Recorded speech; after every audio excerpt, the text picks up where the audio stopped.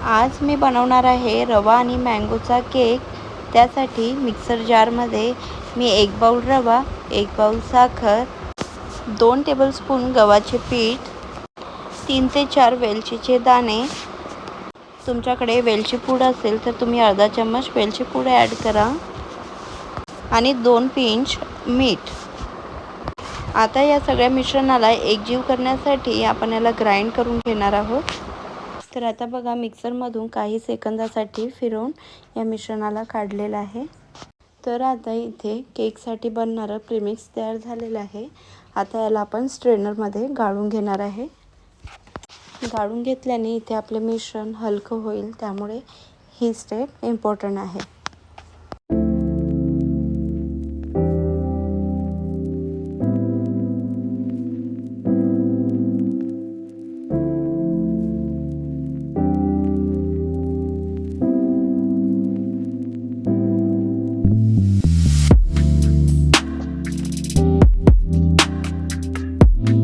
आता आपण केकसाठी प्रीमिक्स तयार केलं.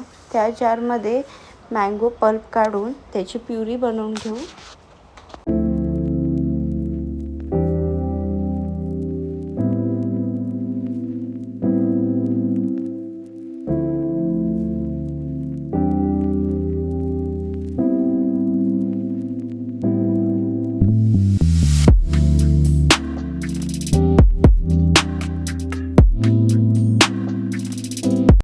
आता इथे मी 1 वाटी रवा घेतल्यामुळे मँगोची प्युरी वाटीने मोजून 1 वाटी मँगोची प्युरी ॲड करून घेते आहे या मिश्रणात. तसं तर एका मँगोमधून एवढीच प्युरी निघाली आहे, 1 वाटी एवढी. तर आता या सगळ्या मिश्रणाला आपण मिक्स करून घेऊया. कुठेही लम्स राहणार नाही एवढं आपल्याला मिक्स करून घ्यायचं आहे. यात आपल्याला थोडे थोडे करून मिल्क ॲड करायचं आहे. मिल्क इथे आपल्याला रूम टेम्परेचरवरचंच घ्यायचं आहे. इथे मला मिल्कची क्वांटिटी अर्ध्या कपापेक्षा थोडीच जास्त लागलेली आहे. हे बॅटर आपल्याला खूप पातळ आणि खूप घट्ट पण नाही ठेवायचं आहे. मी व्हिडिओमध्ये याचं थिकनेस दाखवलेलं आहे, तेवढ्याच प्रमाणात त्याला आपल्याला घट्ट ठेवायचं आहे.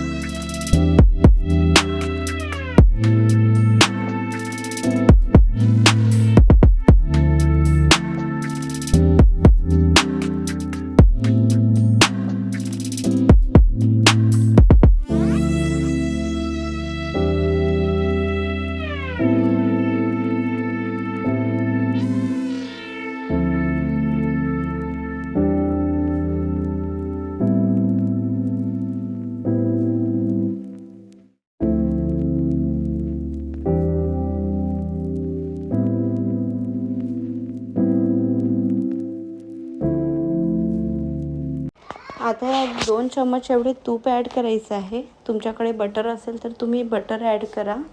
मी तूप ॲड केलेलं आहे. तर इथे तूप मी चम्मचने न घालता छोट्या वाटीने, जी मी सॉससाठी यूज करते त्या वाटीने मी इथे तूप ॲड केलेलं आहे, 1 वाटी. आता या बॅटरला मी 10 मिनटासाठी रेस्टवर ठेवते, कारण यामध्ये आपण रवा पण ॲड केलेला आहे, त्यामुळे रवा फुलणारच आहे. आणि रवा जर जास्तच फुलला की आपण त्यात दूध ॲड करून त्याचं थिकनेस कमी करून घेऊ. आता या 10 मिनिटात आपण या टुटी फ्रुटीला कोट करून घेऊ. इथे कोटिंग मी गव्हाच्या पिठाची दिलेली आहे. 2 ते 3 चम्मच टुटी फ्रुटी घेऊन त्यात मी 1 चम्मच गव्हाचे पीठ ॲड केले आणि त्याला कोट करून घेतलेलं आहे. जर आपण या टुटी फ्रुटीला कोट केलं नाही तर आपले सगळे टुटी फ्रुटी हे तळाला जाऊन बसतील, त्यामुळे आपल्याला याला कोटिंग करणं गरजेचं आहे. कोटिंग करून झालं की आता मी सगळ्या वाट्यांना तूप लावून घेते आहे. तूप ह्या वाट्यांना खूप कमी लावायचं आहे. एका वाटीत मी 2 ते 3 थेंब असे तूप घातले आणि तोच ब्रश मी सगळ्या इथे वाट्यांना लावलेला आहे. आता तूप लावलेल्या सगळ्या वाट्यांना आपण गव्हाच्या पिठाने डस्ट करून घेऊ. मी कशा पद्धतीने करते आहे हे तुम्हाला व्हिडिओमध्ये दिसेलच. गव्हाच्या पिठाने डस्ट केल्यानंतर प्रत्येक वाटीला उलटा करून टॅप करायचं आहे, म्हणजे एक्स्ट्रा जे पण पीठ आहे ते बाहेर निघेल. तर आता इथे मी तुम्हाला दाखवण्यासाठी प्लॅटफॉर्मवरच टॅप केलेलं आहे, त्यामुळे हे प्लॅटफॉर्म मी आता क्लीन करून घेत आहे. आता इथे एक मी मोठा बाउल घेतलेला आहे, याला प्रीहीट करून घेऊया आपण. त्यासाठी मी इथे मीठ टाकलेला आणि त्यातच एक स्टँड ठेवलेला आहे, ज्यावर मी वाट्या ठेवणार आहे. आता याला आपण प्रीहीट करून घेऊया. त्यासाठी मी याला झाकून ठेवणार आहे. या बाउलमध्ये घातलेलं मीठ आपलं वेस्ट होणार नाही. याला आपण एका बरणीत काढून स्टोअर करून ठेवू शकतो, जे आपल्याला नेक्स्ट टाईम परत यूज करता येईल.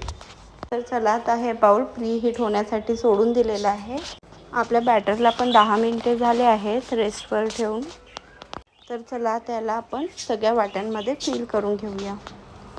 पण त्याआधी माझ्याकडे व्हॅनिला एसेन्स होतं, तर मी 5 ते 6 ड्रॉप यात ॲड केलेलं आहे. तुमच्याकडे असेल तर तुम्ही ॲड करू शकता, नसेल तर स्किप पण करू शकता. आता याला छान मिक्स करून घेऊ आणि त्यानंतर यात टूटी फ्रुटी ॲड करूया. टूटी फ्रुटी ॲड करताना थोडीशी टूटी फ्रुटी आपल्याला वाचवून ठेवायची आहे गार्निशिंगसाठी. तुम्ही या टूटी फ्रुटीऐवजी ड्रायफ्रूट्स पण ॲड करू शकता यात. तर चला, आता याला छान मिक्स करून घेऊया आणि अगदी वाट्यांमध्ये टाकायच्या आधीच यात आपण थोडं बेकिंग पावडर आणि बेकिंग सोडा ॲड करूयात. तर इथे मी 1 टेबलस्पूनपेक्षा कमी बेकिंग पावडर आणि ½ टीस्पून एवढे बेकिंग सोडा ॲड केलेला आहे. तर आता या मिश्रणाला छान मिक्स करून सगळ्या वाट्यांमध्ये भरून घेऊया.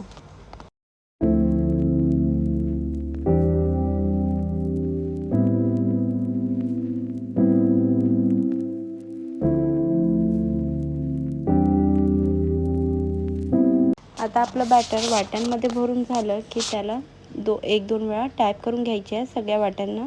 टॅप केल्यामुळे यातून एअर बबल सगळं निघून जातील आणि त्यावर गार्निशिंगसाठी कोट केलेली टूटी फ्रुटी ॲड करायची आहे.